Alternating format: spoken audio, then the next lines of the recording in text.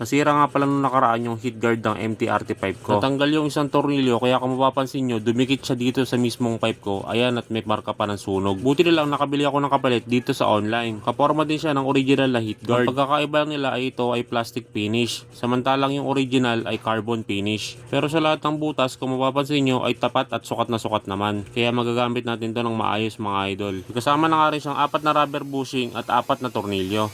Ilagyan ko na rin ng washer bawat tornilyuhan para lang mahigpitan ko ng maayos at hindi gumewang-gewang yung heat guard natin. Pagkatapos ay isinalpak ko na nga sa pipe ko. At ito na nga yung kinalabasan mga idol. CNC bolt nga yung kinabit ko dito at saka dito sa kabila. Nawala kasi yung isa kong CNC kaya yung kasama na lang dun sa box yung kinabit ko dito. Pansamantala muna habang hindi pa ako nakakabili ng CNC. Walang alog yan mga idol, goods sa goods yan. Kaya kung sira na rin yung mga heat guard ng tambucho nyo, kahit anong klaseng tambucho pa yan. Basta pang motor ha, merong kasukat yan dito.